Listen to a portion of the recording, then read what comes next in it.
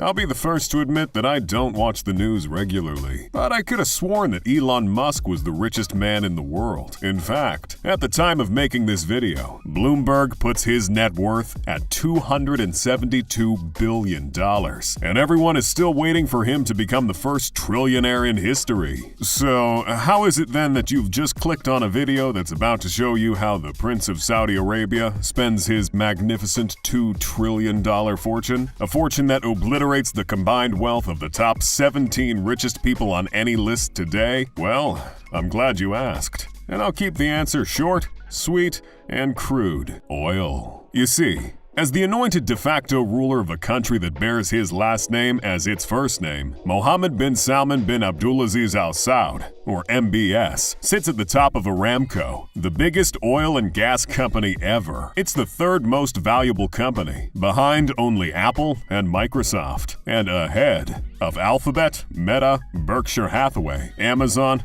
and of course, Tesla. These matters way less on Mars, but the truth is, MBS does have control over what he can splurge millions on from his own wealth and from the wealth of the Kingdom of Saudi Arabia. And on top of Aramco, MBS also controls the sovereign wealth fund of Saudi Arabia, called the Private Investment Fund, and with assets of $500 billion.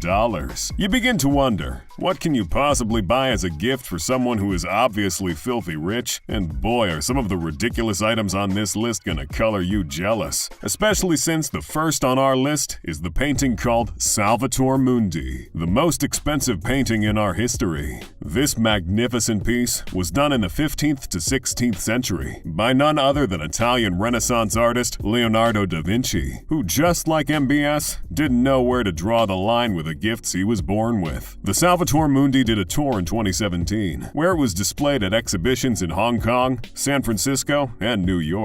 During its exhibition in New York by the auction house called Christie's, it was purchased by the Saudi Arabian Minister for Culture, Prince Badr bin Abdullah, for $450,300,000, about $500 million. The claim was that it was for display at the Louvre Abu Dhabi, but reports have it that Prince Badr bin Abdullah was actually standing in for MBS, who is currently in possession of the masterpiece. Salvator Mundi, meaning Savior of the World, is a beautiful painting by Da Vinci that features a portrait of Jesus Christ holding a non-refracting crystal orb in his left hand. This painting of Jesus is on Mohammed bin Salman's mega yacht, where he's hung it on the wall with one nail instead of 3. You can say MBS does like putting an extra layer of that pizzazz on all his things. It may be a $500 million painting of one of history's most influential people on his wall, or just extra gold coating on his already expensive fleet of cars, like his gold-plated Bugatti Veyron Grand Sport. This car costs a whopping $12.5 million, and the Grand Sport has been recognized as one of the fastest street-legal vehicles in the world, with a speed of 431 kilometers per hour and a 0 to 100 kilometers per hour acceleration in 2.5 seconds. That acceleration just about edges that of the Lamborghini Aventador SVJ, which goes from 0 to 100 kilometers per hour in 2.8 seconds. And spending on luxury vehicles goes from 0 to 100 in the blink of an eye, because he splurged almost $8 million to buy this Lamborghini and, of course, covered it in gold. In fact, he owns a Rolls-Royce Phantom drophead coupe, a Bentley Continental Flying Spur, a Rolls-Royce Phantom Coupe, a Range Rover, and a Mercedes G63 6x6 truck, for a grand total of $36 million. And, of course, he's covered them all in gold, and even ornamented the chairs with gold-like embroidery. At this point, maybe his cars run on gold instead of gas, and if that doesn't fuel your desire to get rich, maybe his magnificent French chateau called the Chateau Louis XIV will. Back in 2015, when Prince Salman purchased this mansion for $300 million, it became the world record purchase for a residential property. But MBS didn't stop there. No, instead he got to work and employed Saudi-born French property developer Imad Khashoggi to rebuild and redesign the mansion. Khashoggi merged high-tech installations and controls with 17th century craft traditions and employed them in the rebuilding of this 57-acre chateau. Over the course of 3 years, over 131,000 people worked on this mansion. That's an average of 120 people per day. They included experts like stonemasons building the house to style, marble workers who sculpted a pristine statue of Louis XIV and molded for the Grand Siècle-style fireplaces, gardeners that designed large expanses of parks and French-style gardens with embroidered box hedges and tree-lined labyrinths, and painters and decorators that painted the ceilings of several reception halls, master suites, and the cupola of the main drawing room. The chandeliers are magnificent high lights hanging in the chateau, but these otherworldly paintings and magnificent gardens are the highlights of this luxurious home. And to think the Salvator Mundi painting that we discussed earlier is almost double the price of this massive estate. A $500 million painting that hangs on the walls of Mohammed bin Salman's serene yacht. That's right. The serene yacht is ginormous. It is, in fact, among the top 10 largest yachts in the world, with a length of 439 feet and a beam standing at 60 feet. Serene has a jacuzzi with automatic lighting on the outer top deck, lounge areas, sitting rooms and bars on its decks, several staterooms and a master suite, a helipad, and a garage to house its many speedboats and tenders for when MBS wants to go overboard. But MBS went overboard with a different kind of tender called Monet, as this sea monstrosity is unsurprisingly valued at $500 million. It was initially built for Russian vodka tycoon Yuri Shefler for $330 million, and in 2014, the one and only Bill Gates leased the yacht at $5 million per week. But while vacationing in the south of France in 2015, Prince Salman decided to splash $550 million on the water vessel. From the hands of one ultra-rich man to another, the Serene yacht is an example of great sportsmanship amongst the wealthy. And speaking of sportsmanship, Prince Salman's latest acquisition is a legendary English soccer establishment called Newcastle United Football Club, or more commonly known as the Magpies, through the Sovereign Wealth Fund of the Kingdom of Saudi Arabia, known as the Public Investment Fund, or PIF. MBS was able to purchase the English football club for £300 million. The deal took almost 2 years to complete. But at the end of the day, Newcastle is now the richest club in the world, due to their owners, the PIF, having a value in assets totaling almost $500 billion.